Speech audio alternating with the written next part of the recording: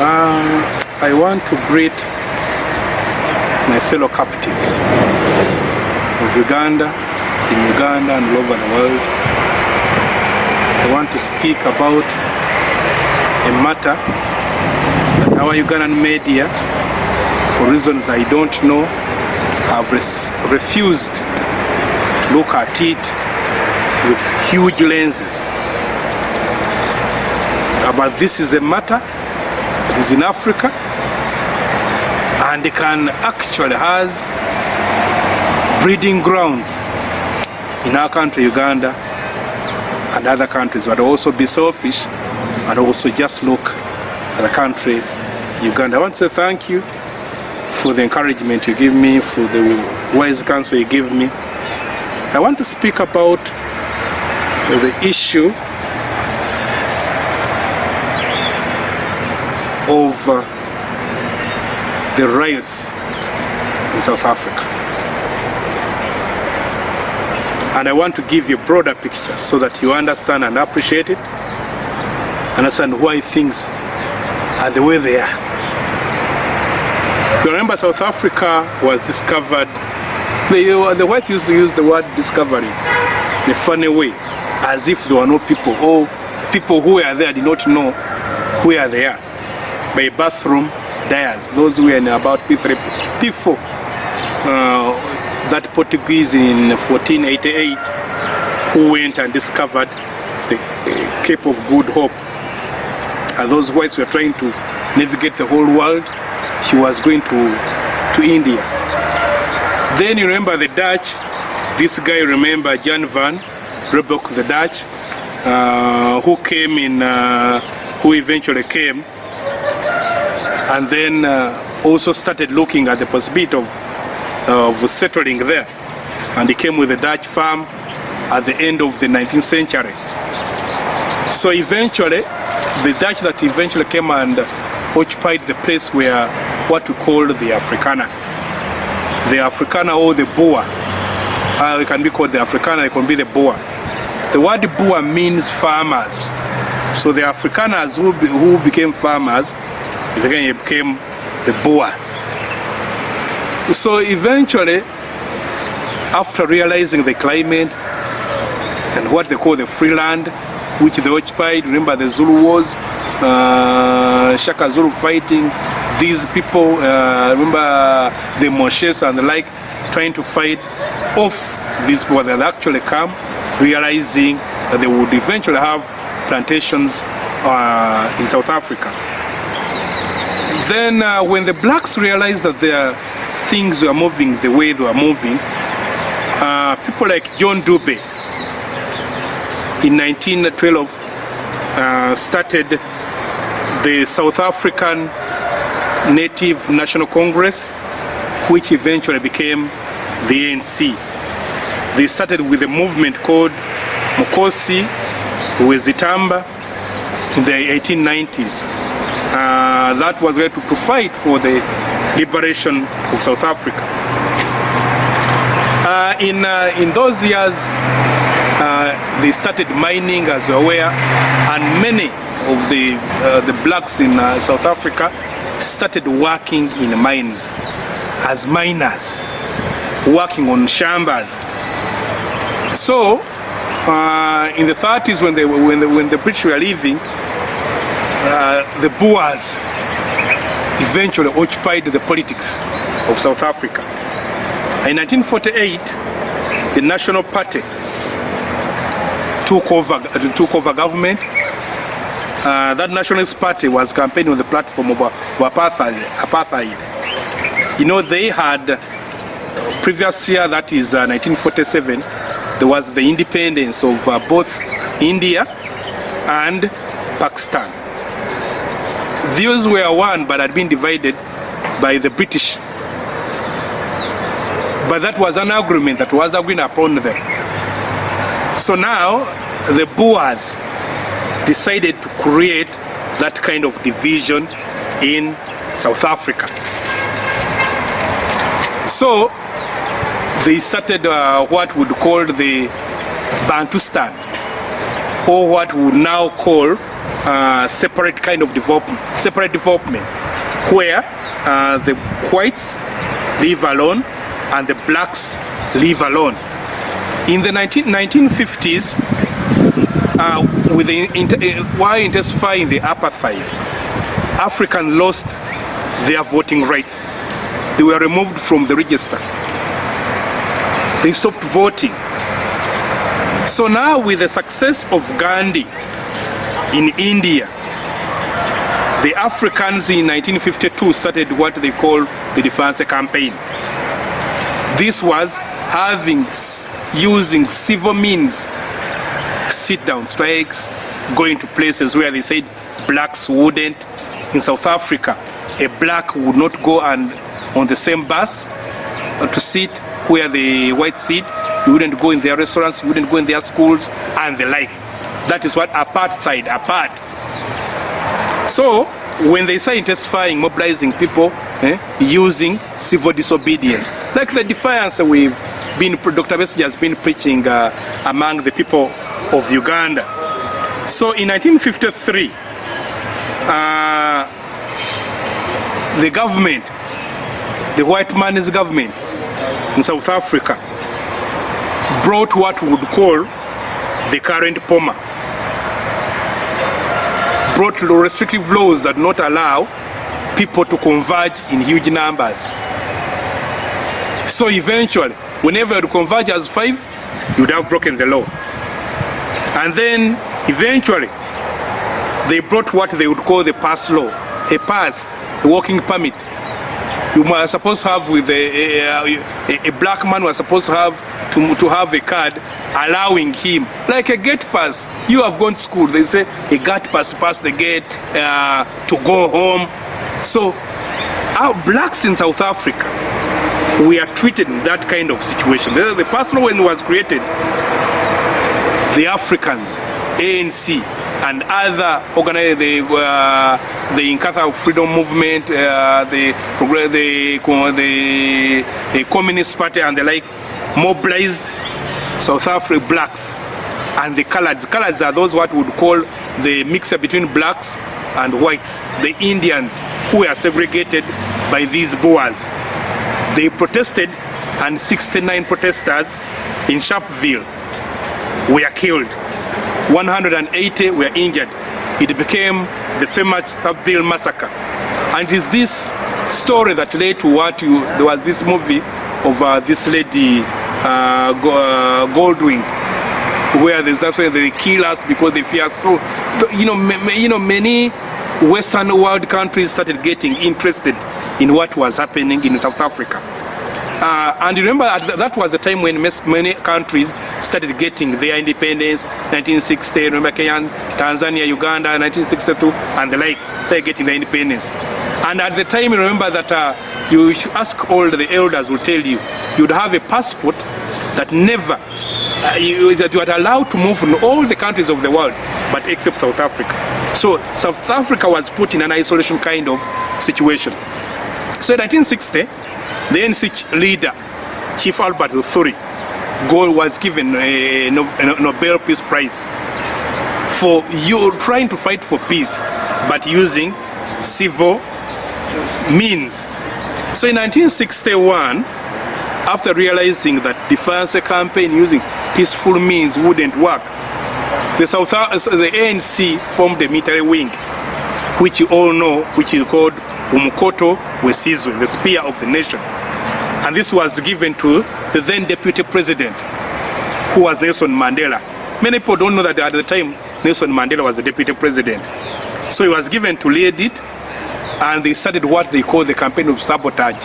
You go and hit government schools, you bomb them, go and hit generators, to try to make sure that you do not allow them to settle. Nelson Mandela and others were arrested, and in 1964, they were taken to Robben Island, convicted and taken to Robben Island and imprisoned for life. So Oliver Tambo and the group kept the fire burning. So with the creation of the Bantustan Act, the Bantu, they created areas where they thought would only be for the blacks. And they said that is where they say. So that act by Prime Minister Vawad aimed at creating that kind of arrangement where blacks keep their voting rights, where blacks are not supposed to vote, and all other civil rights. So the Bantustan, they had their own education, their own medication, and you see what these guys did.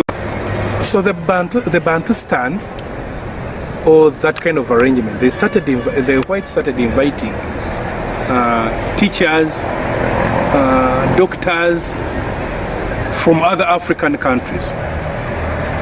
You remember the xenophobia, where blacks are killing black foreigners, I think 2 years back.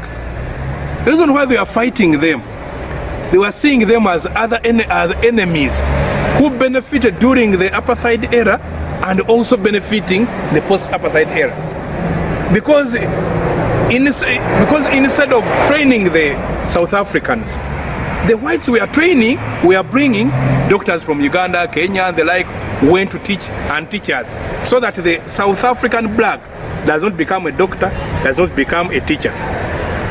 So in xenophobia, they are saying, now you guys, you are benefiting from our sweat.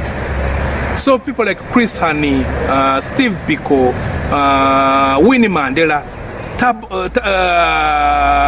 Jovan Mbeki, the father of Thabo Mbeki, Zuma, and the like, kept fighting. They had camps in Botswana, there was a camp here in Uganda, and there was a camp in Tanzania, Zambia, Mozambique, and the like. So in 1994, they have the first elections when de Klerk allowed to free Mandela. They had elections. Mandela never wanted to become president. But because his colleagues felt that his name was up there, they said they wanted to use him as business, we call it power, as a magnet to pull for them votes. But Mandela, 27 years out of what we call public life, he did not know how things were moving. Those who worked near him said he did not know which kind of policies to have and the like. So he was actually used to be like a horse. His colleagues became horse riders. So they took power. They had been told in the struggle that when you actually take power, you'll have good houses, you'll have good schools, you'll get jobs, you'll get contracts, you'll be well off. And all the blacks had that kind of anticipation. But Africans, blacks, have been disappointed by the ANC elite in South Africa. When they came, they robbed. They brought the Emancipation Act, whereby they said, blacks have been marginalized. As what was done in Zimbabwe, where Mzee Robert Mugabe's ZANU-PF said, let's have land, remove it from the whites and give it to the blacks. But what they did, land was given to the ZANU-PF generals. Mzee Mandela, Uncle Bob, died with a lot of land. This is what happened here. Understand people like Ramaphosa, who negotiated the coming out of Mandela, got a lot of money out of those deals. They even said this is, people always ask, where did the elite class got out of money? The deal that has caused Zuma problems. Zuma, when he was deputy president, engaged in the deals of acquiring arms. South Africa had agreed that would only have arms, purchase of defense, to a tune of 100 billion, 10 billion rands. But now what happened is, now they brought this deal because they said, for many years, no country was selling arms to South Africa and the like. So they needed to revamp the defense of South Africa. But the ceiling was 10 billion. Now this deal was about 30 billion. So those cases had been suspended and they were brought back 2 years after Zuma had resigned and had about 783 cases: money laundering, racketeering, corruption and fraud. But they tell you that deal that they got of arms was 30 billion rands, which is about 4.8 billion US dollars. But instead, money was given to the Minister of Defense, Joe Mudise, Chairman Defense Committee, these ones of Parliament, Tony, the Minister of Finance said, but that money is huge. It is believed that even in Mbeki okayed the deal. You know, in Africans, when people are okaying deals, that is how they hide. Now, this same one, now when Zuma refuses to go to court and is arrested, this can help South Africa say they can now talk about corruption. Now we believe that those people, it is believed that those people who fear that when you take Zuma to jail, because that money from the investigation, ANC got that money, a kickback from that money, Mandela Children Fund got money, and the charity organization connected with the wife of Mandela got the money. So it was a deal that was spread, was socialized among that group. But why is it that people demonstrating against the arrest of Zuma becoming riotous, burning buildings, stealing? It is telling you of the inequality that is in South Africa, of the disappointment, of the feeling that we are left out, the marginalization. So you see somebody say, let me go and grab a television, let me go and grab a radio, let me go and grab this, because they feel they don't have, when actually they should have. So what you are seeing in South Africa, in Uganda, Mr. Museveni went and ate people's food in Luweero. Many people in Luweero died. Today, the family of Rutamaguzi, if I show you some of his sons, are actually making bricks, mud bricks. You would think Luweero, which is called the Mecca of NRM, even the university that was supposed to be put in Luweero, was taken to Mbarara. Those people have cultivated pineapples. No factory to make juice out of the pineapples. Their children have no jobs. They have lost their land. And you think they are happy? When Mr. Museveni came, with his government, they took all government parastatals in the name of privatization. Even they took the buildings which were for the custodian board, when actually Amin had paid for them. All our industries went, all our hotels went, Uganda Airlines went, everything went. We are told they were sold. When they sold those government properties, where is the money? What did it do? When look at the way now the jobs are being given. Now today we are in COVID, you can see how the poor. Last year we were shown on TV a retired lieutenant who had fought with Museveni, making bricks in the world, having nothing to eat. Their kids are home. Those who have tried to sell their land so that their kids get education, they can't find jobs. So even apartheid is here. When Mr. Museveni was saying, let's fight corruption, corruption is here. Let's fight nepotism, nepotism is here. So whatever he said we are fighting is here. And provided that is here, we are not going to have this. What you are seeing in South Africa can actually happen here. But what happens is that these ones have a chance. They can learn from the others and copy something and reverse and start to give up some of the privileges they feel they have so that everybody benefits. But if people of Uganda, especially the youth, feel they are marginalized, one day they rise up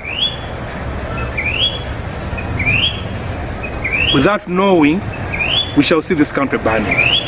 So what we are seeing in South Africa, it is more than seeing Zuma going to jail. Why would somebody defend somebody who has stolen millions of dollars that should have been given people houses, should have given schools, hospitals, should that help people to have businesses grow? But when you remove people from the equation of their country, from the national cake of their country, at one point these people will fight. Let what is happening in South Africa be a lesson to us. ANC betrayed the black cause, NRM betrayed the Uganda cause, but for them, it hasn't gone back to them. Mr. Museveni, you have the time to negotiate a transition, to put the people of Uganda into the equation. God bless you. God bless Uganda.